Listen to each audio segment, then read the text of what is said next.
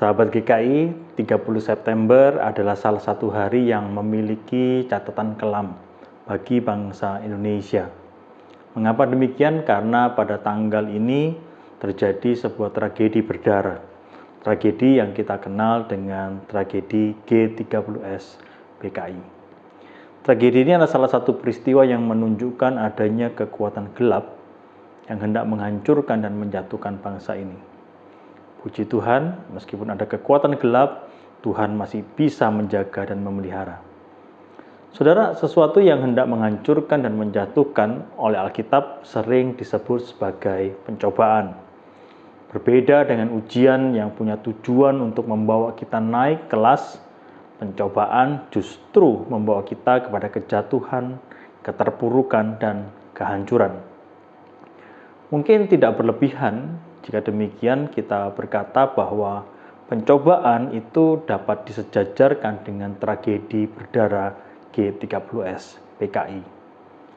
Saudara, berbicara tentang pencobaan, ada banyak hal yang dapat dijadikan alat oleh iblis untuk mencobai kita.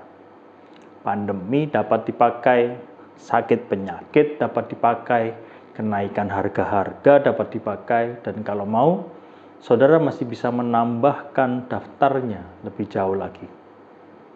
Kebenarannya saudara, suka atau tidak, pencobaan bukan hanya terjadi atau terkait dengan apa saja. Pencobaan juga datang kapan saja, dan ia dapat dialami oleh siapa saja, oleh saudara, oleh saya, oleh setiap kita. Maka pertanyaannya adalah, ketika pencobaan itu terjadi, bagaimana kita bisa tetap kuat, bagaimana kita bisa tetap bertahan. Ketika pencobaan datang, bagaimana kita bisa tetap kuat.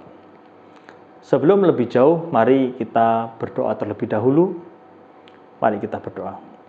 Tuhan Yesus, Engkau Tuhan yang baik, pimpin kami, tuntun kami, dan kuatkan kami. Biarlah kami menjadi anak-anak Tuhan yang takut akan Tuhan.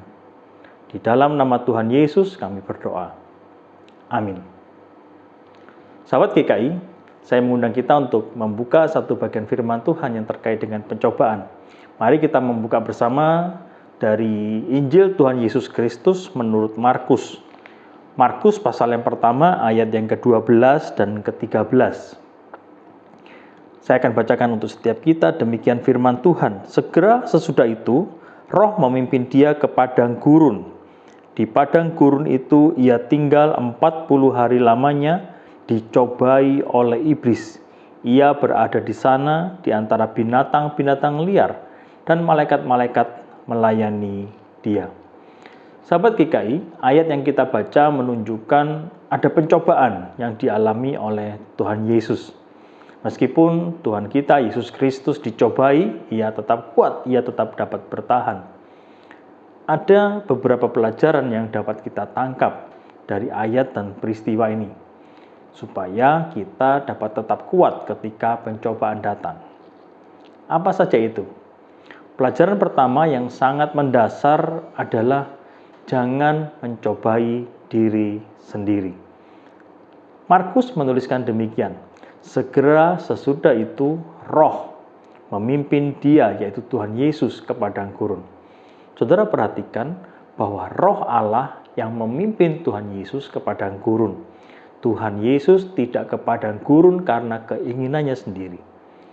Tuhan Yesus ke padang gurun karena ia mengikuti pimpinan Roh Allah. Sahabat, prinsip yang mendasar ini sangat penting untuk kita perhatikan bersama. Mengapa?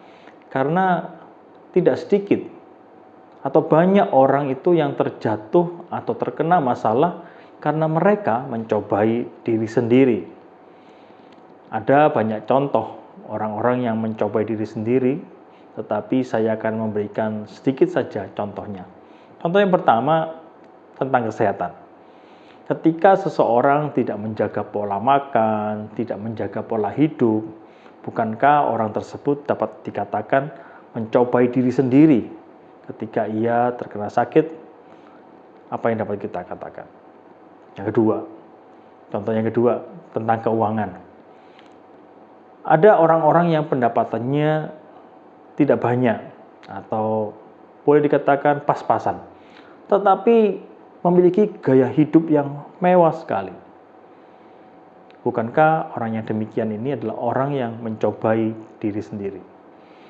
Sahabat mungkin bisa menambahkan contoh-contoh yang lain. Sobat GKI, jangan mencobai diri sendiri. Prinsip yang kedua adalah percayalah pada pimpinan Allah. Sahabat, Roh Kudus memimpin Tuhan Yesus ke padang gurun. Itu dapat diartikan bahwa Allah dapat membawa kita kepada keadaan yang tidak menyenangkan, keadaan yang sulit bagi kita. Itu juga berarti bahwa Allah mengizinkan pencobaan itu terjadi. Namun jika Allah mengizinkan pencobaan terjadi, maka prinsip yang kedua ini perlu kita pegang, yaitu percayalah kepada pimpinan Allah. Sobat, Injil Markus sedikit berbeda dengan dua Injil lainnya, yaitu Matius dan Lukas, dalam menuliskan tentang pencobaan yang dialami oleh Tuhan Yesus. Jika Matius dan Lukas memberikan detail tentang pencobaan yang dihadapi oleh Tuhan Yesus, Injil Markus tidak. Mengapa Injil Markus tidak menuliskan detail dari pencobaan tersebut? Jika kita mengingat konteks penggambaran akan Tuhan Yesus sebagai hamba Allah, maka ada pelajaran yang penting yang Markus itu hendak berikan kepada kita. Pelajaran apakah yang Markus hendak berikan? Ada dua pelajaran yang Markus hendak berikan, yaitu yang pertama, agar para pembacanya tidak fokus pada pencobaan yang dialami.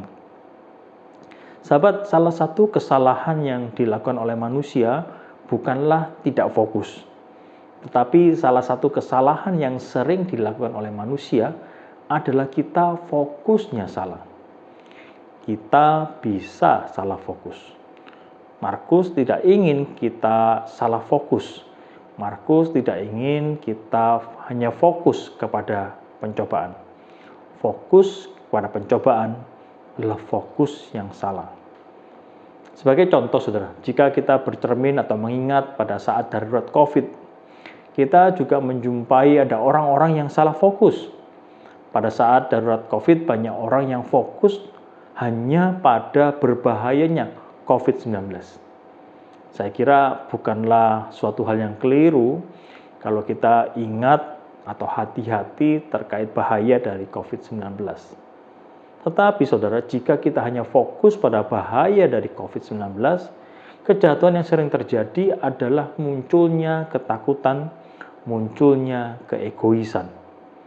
Bukankah orang-orang yang menimbun barang hanya untuk mengamankan diri sendiri tanpa memedulikan orang lain dapat menjadi contoh nyata akan hal ini? Saudara, Markus tidak ingin kita fokus hanya pada pencobaannya. Markus ingin kita fokus pada Allah yang memimpin. Ini pembelajaran kedua yang dapat kita peroleh. Hal ini yang dilakukan oleh Markus ketika ia menuliskan demikian. Tuhan Yesus berada di sana di antara binatang-binatang liar dan malaikat-malaikat melayani dia. Perhatikan saudara, Markus menuliskan Tuhan Yesus berada di sana dan malaikat-malaikat melayani dia. Dengan menuliskan seperti demikian, Markus hendak memberikan kesan kepada kita, para pembaca, bahwa selama di padang gurun, malaikat-malaikat melayani Tuhan Yesus. Entah malaikat itu terlihat atau tidak, melayani secara langsung atau tidak terlalu dipentingkan oleh Markus. Markus hanya ingin menekankan bahwa selama di padang gurun, para malaikat melayani Yesus. Melalui hal ini, saudara, Markus seolah hendak berpesan bahwa tidak usah khawatir. Bagaimanapun keadaanmu, Allah senantiasa memeliharamu. Allah senantiasa menyertaimu. Mengapa ini penting untuk ditekankan oleh Markus? Karena Markus ingin menunjukkan bahwa Allah kita adalah Allah yang bertanggung jawab. Ia bertanggung jawab atas semua hamba-hambanya. Dengan kata lain, Markus hendak berkata bahwa ketika Allah membawa ke padang gurun, Allah pula lah yang bertanggung jawab. Sahabat GKI, percaya kepada pimpinan Allah berarti tidak fokus hanya pada pencobaannya, tetapi fokus pada tanggung jawab Allah. Sahabat, tetaplah percaya bahwa Allah kita adalah Allah yang menciptakan langit dan bumi, dan Ia adalah Allah yang tidak pernah meninggalkan perbuatan tangannya. Sahabat GKI, jika kita ingin kuat menghadapi cobaan, izinkan firman Tuhan mengingatkan kita, jangan mencobai diri sendiri. Dan jika Allah mengizinkan pencobaan terjadi, jangan salah fokus. Tetaplah fokus pada Allah dan pimpinannya. Selamat menjalani hari bersama dengan Tuhan, selamat melayani dan selamat menjadi berkat. Amin.